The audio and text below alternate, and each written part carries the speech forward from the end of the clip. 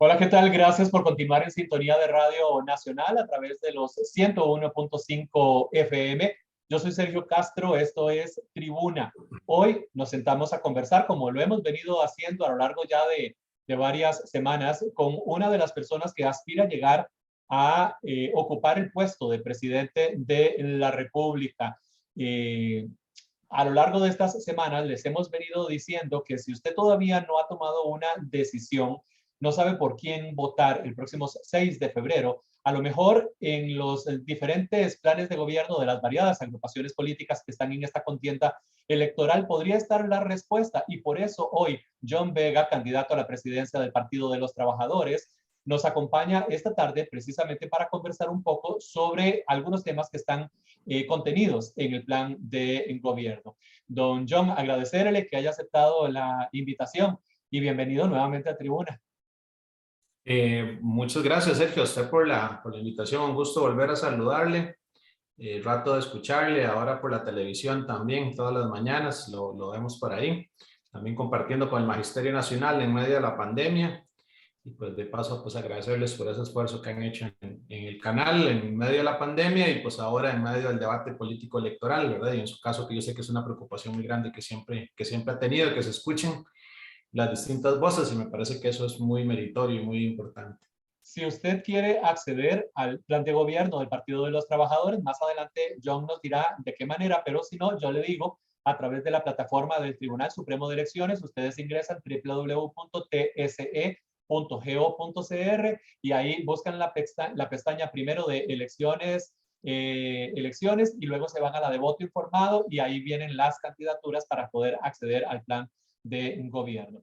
Vamos a entrar de lleno con algunos de los temas presentes en el caso del Partido de los Trabajadores y hay un apartado que mencionan la anulación inmediata de todas las concesiones efectivas, John, y las que estén en curso o que se vayan a aprobar. ¿Qué significaría esto para el país? ¿De qué manera el Estado costarricense podría afrontar, por ejemplo, la anulación de todas las concesiones que haya en este momento?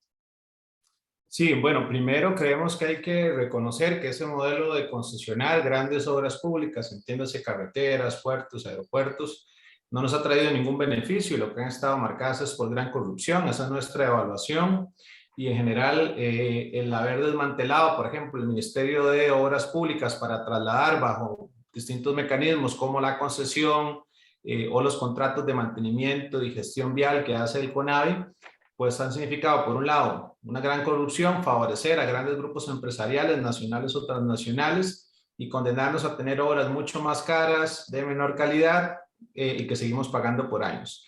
Lo que planteamos en nuestro plan de gobierno pasa por varios mecanismos, hay que ir viendo cada uno de esos elementos muy en concreto, ¿verdad? Hay algunas de esas obras cuyos contratos ya están por vencerse, y el plan de los gobiernos es prolongar ese saqueo a las finanzas públicas. Hablamos, por ejemplo, de la Ruta 27, el intento que hay ya del Ministerio de Obras Públicas y Transporte, de este gobierno, dejar amarrada o cocinada una ampliación de esa concesión que ha sido muy gravosa y que nos ha condenado a tener una calle que solamente en los peajes se ensancha, ¿verdad? Como el mar de Moisés, decía un humorista hace algunos años, pero cuando salimos de los peajes volvemos a esos dos carriles, uno en cada sentido, y con el riesgo que nos caiga una gran roca encima, además con asfalto de muy mala calidad que ya ha sido diagnosticado. Hay algunas otras, igualmente como el monopolio de retail, de la inspección. Nosotros nunca hemos creído en ese mecanismo, nos opusimos a él y ahora se quiere nuevamente dejar cocinado. Hay algunas otras que creemos que se han dado por mecanismos espurios y muy lesivos para el país, como la concesión de APM Terminals y los puertos del Caribe. Entonces hay distintos mecanismos y lo central para nosotros es poner al pueblo a discutir qué hacemos con nuestra soberanía, qué hacemos con negocios muy rentables que fueron entregados a grandes intereses corporativos transnacionales por gobiernos, por actores muy cuestionados en nuestro país en muchos años y en los últimos años y particularmente en esos últimos dos gobiernos del PAC, y eso creemos que hay que devolverlo y recuperarlo para la soberanía nacional. Entonces pasa por distintos mecanismos, algunos contratos creemos que tienen que ser anulados y hay mecanismos de sobra, otros hay que pasar ya y garantizar el control del Estado de esas obras porque ya por si esos contratos se vencen y además hemos pagado sobreprecios y ganancias exorbitantes para esas empresas, pero efectivamente creemos que la única forma de cortar de raíz esa corrupción es efectivamente empezar a cercenar estos mecanismos institucionales que se crearon por allá a mediados de los 90 para desmantelar el rol del Estado y favorecer grandes negocios privados con el presupuesto y la inversión pública tan necesaria y tan urgente en estos momentos que atravesamos y que es necesario pues generar más fuentes de trabajo, más fuentes de empleo y aprovechar de mejor forma los recursos. Me pregunto nada más para que amplíe un poco ante mi preocupación, que podría ser la misma de cualquier otra persona en este país. Usted aclara muy bien que, por ejemplo, podrían existir los mecanismos o las vías para poder hacerlo, pero yo trato de visualizar y pensaría qué pasaría si en Costa Rica se eliminara, por ejemplo, todo tipo de concesión, toda vez que siempre hemos y creído, digo, y utilizo la palabra creído, que el Estado costarricense por sí mismo no es capaz de asumir este tipo de obras. Esto es lo que hemos creído y el modelo de concesión obviamente es lo que nos dice. ¿Qué pasaría? ¿El Estado costarricense tendría la capacidad para poder asumirlo? Bueno, con las actuales formas de funcionamiento, no. Es decir, sería trasladar a una institución, por ejemplo, el MOP desmantelada y especialmente sin mecanismos efectivos de fiscalización de las comunidades. Nosotros en nuestro programa hablamos de los consejos populares o los consejos de base de participación que tienen que tener un rol protagónico en todos los terrenos y especialmente, por ejemplo, en la fiscalización y la transparencia. Hay alguna gente que dice que las auditorías internas por otro lado, que mejor formemos en valores, ¿no? Es decir, hay que volver el poder real a las comunidades, que son las primeras interesadas en que no se malgaste un solo peso de los que se va a invertir en el puente. Es decir, porque si estamos hablando de la calle que comunica, que me permite a mí sacar mis productos como pequeño productor, por la cual viajo todos los días a dejar a mis niños y niñas a la escuela, y yo voy a ser el más interesado. Lo que ha pasado es que hemos trasladado esas funciones a grandes empresas privadas, ¿no? Que generan ellas mismas sus propios entes de fiscalización, que compran las conciencias de funcionarios de alto rango en las distintas entidades públicas y con eso nos estafan una y otra vez. Entonces sí, creemos que tiene que haber un cambio sustancial en la forma en que se ha gestionado el Ministerio de Obras Públicas y Transportes, por ejemplo. Pero sí, nosotros no, creo que desde adentro se ha desmantelado, se ha construido esa idea que creo que no se sostiene en la realidad, que la obra pública pasada a manos privadas es más barata, no es más barata. Tenemos ejemplos, la Ruta 27, la Ruta 32, la carretera San Carlos, que nunca se ha terminado. Que es más barata y no sé quién se alegra cada vez que pasa por un peaje de la Ruta 27 o hasta los propios empresarios bananeros pegando el grito al sol por lo que cuesta sacar un contenedor por los muelles de APM Terminals. Entonces nosotros sí creemos que hay que desmontar ese discurso que ya de por sí pues en muchos países fracasó. No por casualidad Chile, por ejemplo, que fue el ejemplo del milagro chileno, hoy está discutiendo una asamblea constituyente para revertir medidas de privatización, de desmantelamiento de lo público, pues que aquí lamentablemente mucha gente sigue insistiendo que hay que replicar, aunque se han demostrado un fracaso en Costa Rica y en el mundo entero. Continuando con el tema un poco de transportes, hay también otra propuesta en el plan de gobierno de ustedes que me llama poderosamente la atención y es el congelamiento de las tarifas de transporte y eliminar también la política de fijación que tenemos actualmente de los precios por parte de la ARECEP. ¿De qué manera esto es viable? ¿Se podría desde el Ejecutivo, por ejemplo, congelar las tarifas durante cuánto tiempo y para beneficio? Yo sé que obviamente de los usuarios de transporte público, pero ¿cómo funcionaría esto, no?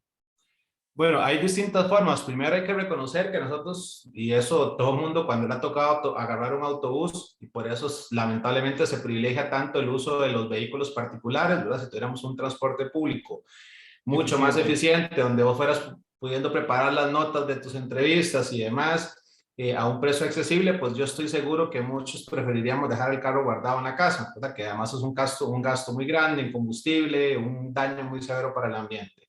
Para que dimensionemos esto, en Costa Rica, 10 grandes grupos empresariales, sí, cuando digo son 10 grandes grupos, no es el autobusero ahí, el vecino que tiene un par de bucetitos para jalar chiquillos, ¿verdad? A la escuela o al colegio, para jalar empleados de alguna entidad o empresa privada, es decir, son 10 grandes grupos que se dejan prácticamente la mitad de lo que producen los ingresos por tarifas en el país. Y esos grandes grupos tienen intereses en gasolineras, ¿verdad? Y no por casualidad son los mismos que están financiando las campañas por la apertura del monopolio de Recope. Uno de ellos yo lo conozco muy bien porque cuando me toca viajar al Caribe, viajo con uno de ellos que concentra gran parte de estas rutas. Hoy hay mecanismos legales que ya de por sí le permiten al Estado recuperar esas rutas, ¿verdad? En caso que se vea que hay mecanismos de oligopolios privados que se están poniendo de acuerdo a estas rutas para concentrar, y los hay, está de sobra demostrado. Lo que pasa es que tenemos dentro del Consejo de Transporte Público a los propios intereses buceros gestionando los modelos de transporte, es decir, y ese mecanismo debería de cambiarse. Nosotros hablamos junto con el congelamiento de precios, el ajuste móvil o ajuste automático de salarios. Y esto porque es una necesidad para que lo pongamos en perspectiva. Hubo rutas el año pasado, en 2020, que crecieron un 150% su valor. De ahí para abajo prácticamente todas crecieron un montón, 100, 200, hasta 300 colones, algunas de ellas su valor. Pero el aumento salarial en el sector privado fue de 0,30%, es decir, menos de medio por ciento, para ponerlo en perspectiva. Una inflación que cerró el año pasado en 3,30%, y el peso más grande de esa inflación fue el consumo de alimentos, el consumo de alimentos no alcohólicos, es decir, lo que nosotros nos comemos todos los días, y el transporte, que creció de manera muy acelerada. Entonces, estamos perdiendo como trabajadores porque no recibimos aumentos que compensan la caída en el costo de vida, ¿no? Pero sí se ajustan automáticamente las tarifas para favorecer a grandes intereses. Entonces, hay que ordenar efectivamente, y ya de por sí hay mecanismos legales para hacerlo. Creemos que hay que impulsar una serie de reformas para transformar de raíz el transporte público, porque es una barbaridad, y con esto termino la respuesta a tu consulta, que aquí tenemos, no sé de vos que quizás te acuerdes, pero yo creo que por lo menos desde el 2013, 2014, hablando del pago electrónico, y no hemos podido avanzar en eso. Entonces a los docentes se nos critica, dice que el MEP, que qué barbaridad, que un atraso, lo cual es cierto, es decir, es una institución que le ha costado mucho adaptarse, pero yo no sé si el transporte público es ejemplo de avance y modernización. Tenemos igual más de una década hablando de sectorización, o hablando de rutas intersectoriales, ¿verdad? Y hay grandes grupos pujando por sus intereses y no por los intereses de los usuarios. Y hoy ya el Estado sigue siendo el principal garante del transporte público, ¿verdad? Que lo da mediante contratos de prestación privada, pero esos contratos, algunos de ellos se vencen y se prorrogan de manera automática. No, los mismos empresarios no cumplen ni siquiera la cantidad de rutas, la cantidad de unidades que tienen que prestar. Entonces estamos siendo estafados todos los días por esos 10 grandes buceros, para ponerlo en perspectiva. Voy a terminar este tema que tiene que ver con transporte con esto que se me ocurre en este momento, John. En caso de que el Partido de los Trabajadores llegara a la presidencia de la República, y así lo entiendo yo, por ejemplo, el sistema de transporte público pasaría a manos del Estado. Si pasara a manos del Estado y se fueran eliminando, por ejemplo, las diferentes concesiones que hay en nuestro país de transporte público, el Estado administrando el servicio de transporte público lo haría obteniendo ganancias o sin obtener ganancias, y las tarifas redundarían en una baja para los y las personas en el país. Sí, creemos que sería mucho más barato, especialmente porque volvemos a lo mismo, van a ser las propias comunidades las que van a poner en orden el transporte público. ¿Quién puede fiscalizar de mejor manera si las rutas se están prestando? Es decir, todos sabemos, es decir, que algunas comunidades, especialmente en nuestros barrios del sur, donde vivo yo actualmente, es decir, las unidades van y vienen cuando quieran, los propios transportistas, los propios choferes de esos están sometidos a un nivel de explotación laboral gigantesco. Entonces, creemos que es posible mejorar la calidad del empleo, mejorar los ingresos y mejorar la prestación del servicio a un margen o a un costo mucho menor. Y eso es perfectamente factible en el país. De hecho, ya en el mundo ocurre, es decir, países que no son ni de lejos socialistas como Brasil, por ejemplo, que tiene algunos de sus municipios y es de los servicios mejor evaluados a lo largo del año. Es decir, en Europa nunca se les ocurrió ni la genial idea de cerrar el ferrocarril, ¿verdad? Como se hizo acá en los años 90 en el gobierno de José María Figueres. Es decir, porque hay una comprensión de la necesidad de que nos podamos mover de manera rápida y a bajo costo como un derecho humano fundamental, y que hoy pues eso está barrido por esos grandes intereses corporativos. Entonces sí creemos que discutiendo con las comunidades podemos brindar un transporte más barato, más eficiente y mucho mejor fiscalizado que lo que tenemos hoy día, que básicamente lo que tiene que hacer uno es mandar una carta al ARECEP o mandar una carta a la Contraloría de Servicios de la empresa, que todos sabemos que termina en nada o en el peor de los casos rompiéndose por el lado más débil, sancionando al chofer del autobús y de la unidad, que es lo que muchas empresas hacen, ¿verdad? Que castigan pues a los trabajadores directos que prestan ese servicio como choferes. Yo voy a pasar ahora a un tema que es delicado para muchas familias en este país, serio, muy serio, la verdad. Yo siempre le he contado a la gente, tengo toda mi vida he vivido en Tibás, tengo aproximadamente unos 5 o 6 años de vivir en un apartamento en Tibás, y yo tengo 7 años aproximadamente o 6 años de no recibir un aumento salarial aquí en el SINAC. Y lo digo porque siempre lo puedo decir y me siento en la libertad de poder decirlo, sin que nadie se vaya a enojar de las autoridades del SINAC. Nosotros no tenemos aumento salarial hace unos aproximadamente 6 años. Y yo tengo 5 años de vivir en un apartamento, pagar un alquiler y tener que pagar un aumento cada año, porque la dueña de mi apartamento pues no le importa si a mí me pagan o no me pagan un aumento. Hay una propuesta por parte de ustedes de congelar los alquileres. ¿A cuáles alquileres se refieren este congelamiento de precios de alquileres? Sí, bueno, nosotros tenemos que entender, ¿verdad?, que hay distintas casatenientes, por así decirlo, gente que tiene casas, ¿no? Y está el jubilado del magisterio, que con las prestaciones que le dio se construyó un apartamentito y con eso vive, que es de la gente más consciente. Por lo menos mi experiencia, cuando yo alquilaba, es con el que es más fácil ponerse de acuerdo, ¿verdad?, y negociar. ¿Con quién es el que es más difícil? Bueno, con esas grandes inmobiliarias que prefieren tener edificios sin gente, aunque haya gente sin casas, ¿verdad?, que lo vemos todos los días a lo largo y ancho de nuestro país. Entonces, con esos sectores específicamente creemos que hay que congelar los alquileres. De hecho, hubo algunas iniciativas muy tímidas en medio de la pandemia, no sé si vos te recordás, ¿verdad?, para hacer esto, y se echaron para atrás, no pensando en el jubilado del magisterio que tiene su apartamento, es decir, pensando en los grandes casatenientes que le alquilan al Estado, las grandes inmobiliarias. Entonces sí corrieron en el país a aprobar la suspensión de contratos o la rebaja de jornadas con reducción del salario a mucha gente, mandándola para la casa sin salario, apenas con el 50% del salario, pero además sin rebajarle nunca las horas efectivas laboradas, porque seguían trabajando cuando lo hacían el 100% de sus horas o hasta más, porque tenían que hacer horas extra.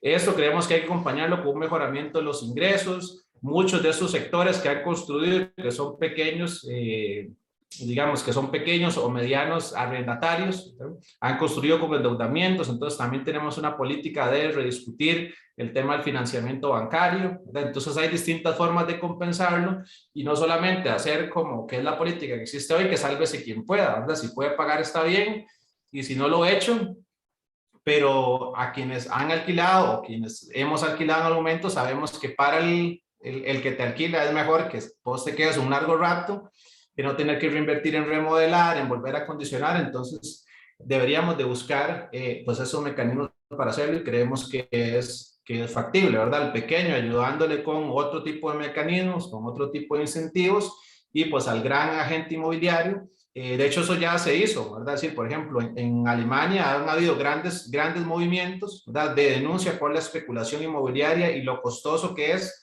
tener un techo donde dormir en un país desarrollado como Alemania, donde hay grandes intereses inmobiliarios detrás.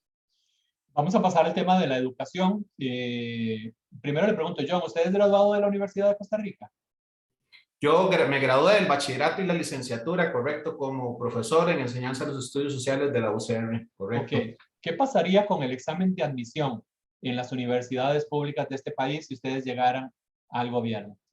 Bueno, para John Vega y para el Partido de los Trabajadores, los exámenes de admisión son profundamente injustos. Yo creo que reproducen la desigualdad y reproducen las lógicas de exclusión. Nosotros más bien hablamos de primero de un mecanismo de refinanciamiento para ampliar los cupos de manera real, ¿verdad? Y no lo que crece hoy día, que creo son 4.000, entre 4.000 y 5.000 nuevos espacios que los hechos no compensan la demanda que hay de estudios universitarios. Hablábamos, por ejemplo, de sistemas de cupos diferenciados, que hay distintas formas en las que eso se ha implementado. En algunos casos ha sido por quintiles de ingreso, garantizando que los sectores de menor ingreso puedan acceder a la educación superior pública de manera privilegiada, o algunos otros sectores que históricamente han sido más excluidos, como la población afrodescendiente, que aunque tiene una sede, en el caso de Limón, la sede del Caribe de la UCR, ¿verdad? Tiene una carrera que hasta recientemente se pudo lograr la primera grabación de esos estudiantes en el tema marítimo, ingeniería marítima, o la población indígena en nuestro país, las mujeres y demás. Entonces, si vos me preguntas a mí, mi criterio también como educador, yo creo que ese tipo de procesos de admisión lo que hacen es reforzar la exclusión, porque yo trabajo acá en San José, es decir, en el Cotepecos, en la Sabana, pero a 2 kilómetros está el Luis Doble Segrea, y entre ambas instituciones, las dos públicas del Ministerio de Educación, acá en el GAN, en el Gran Área Metropolitana, hay un mar de diferencias y un mar gigantesco, ¿verdad? ¿Por qué? Bueno, porque nosotros en el Cotepecos hacemos un proceso de admisión que también tiene muchos problemas. Entonces, nuestros estudiantes, ya el factor socioeconómico ya de por sí incide. Entonces, mis estudiantes tenían un 97% de conectividad.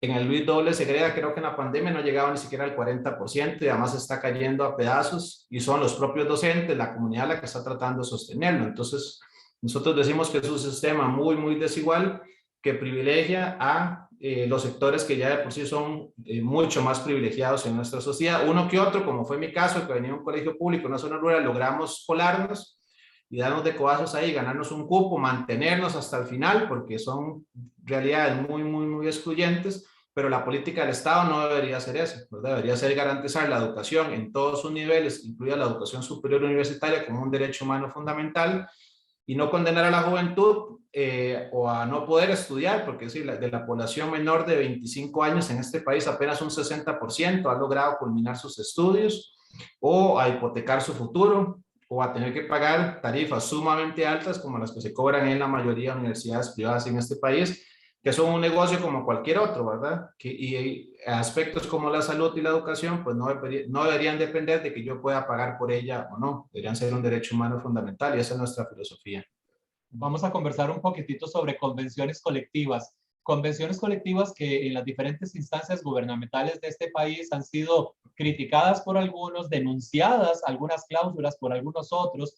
Nos hemos dado cuenta de que en realidad hay algunas, por ejemplo, cláusulas que podrían ser consideradas abusivas por el resto de la población trabajadora en Costa Rica. Ustedes hacen una propuesta para que dentro de las convenciones colectivas se incluya una cláusula que garantice la contratación por cuota o porcentaje de mujeres y jóvenes. ¿En qué consiste esta propuesta?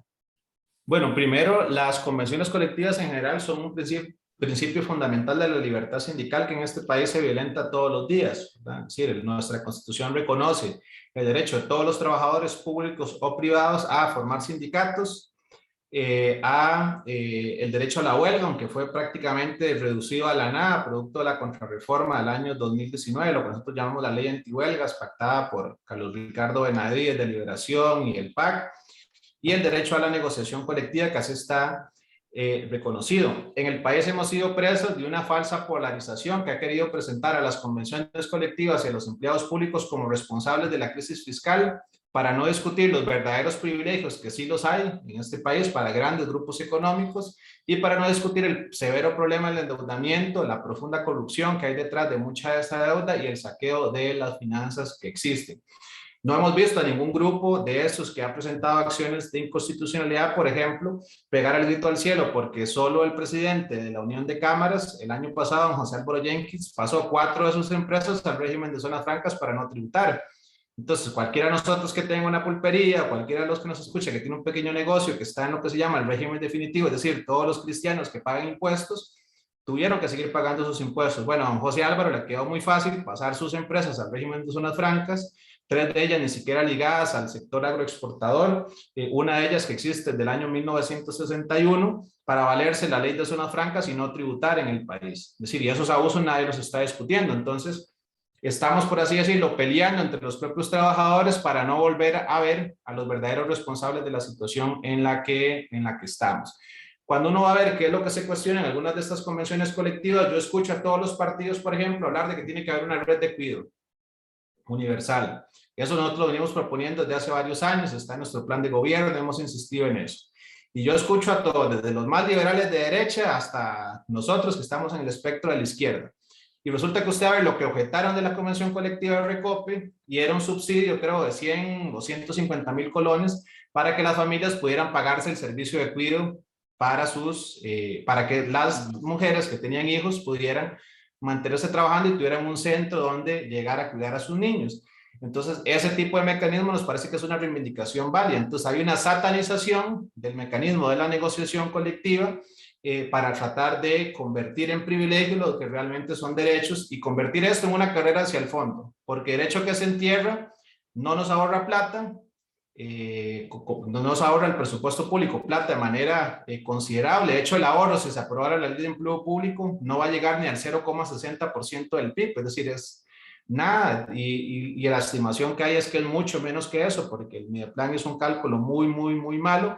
Afectamos derechos fundamentales, como este que mencionaba, el cuidado, que fue ofertado en algunas convenciones colectivas o en algunas otras instituciones que tienen servicios de cuidado para sus trabajadores, y ponemos un estándar muy bajo. Es decir, si nos imaginamos que los derechos laborales son como esa varita que está allá arriba del salto alto en los Juegos Olímpicos, en lugar de llevar esa varita más hacia arriba, que es poner un estándar muy alto en términos de derechos laborales, la lógica del país es llevar esa varita en una carrera hacia el fondo para que todos los trabajadores públicos o privados no accedamos por la vía de la negociación colectiva a mejores condiciones salariales. Puntualmente puede que haya algunas cosas que tengan que revisarse, ¿verdad? Que fueron entregadas como prebendas de gobiernos anteriores, de liberación y demás, pero en lo sustancial las convenciones colectivas son un derecho humano fundamental, y por esa vía deberíamos de reivindicar derechos para todos los trabajadores, no solamente para una minoría del sector público, que lamentablemente ha sido pues la realidad en los últimos años.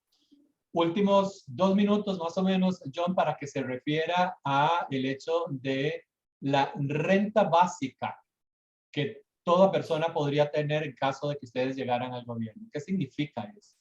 Sí, bueno, eso es una discusión mundial, ¿verdad?, que han planteado inclusive muchos economistas muy reconocidos en el planeta.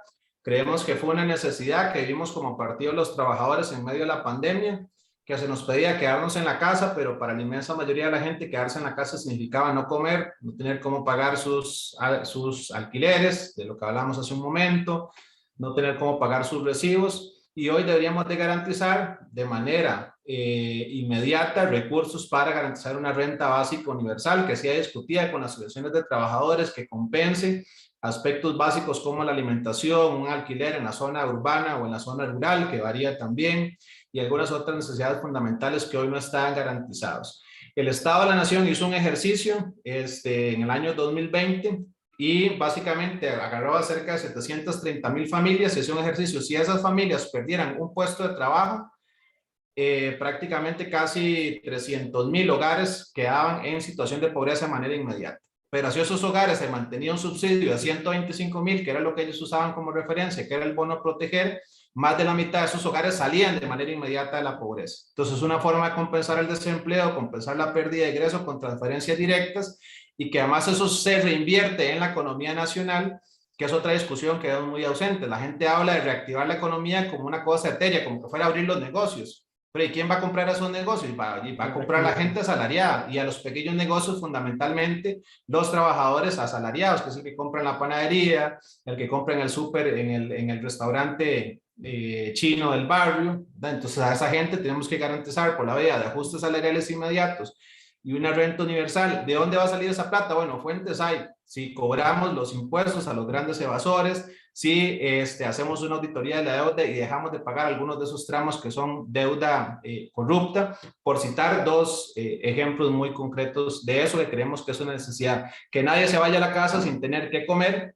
y que te haya garantizado lo mínimo que necesitamos para vivir, que es una aspiración fundamental, y acabar y cumplir ese objetivo que todos los partidos dicen tener en campaña, que es acabar con la pobreza. Lo que pasa es que cada gobierno nos deja más bien más pobres que cuando entramos hace 4 años.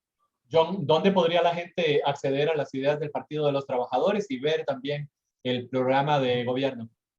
Bueno, les invitamos a seguir las propuestas de John Vega, candidato a la presidencia. En mi caso también tengo el honor de encabezar la lista de diputados por San José en ptcostarrica.org, nuestra página de internet. Hay todo un especial de elección donde está el programa, candidatos, fotos, biografías, noticias.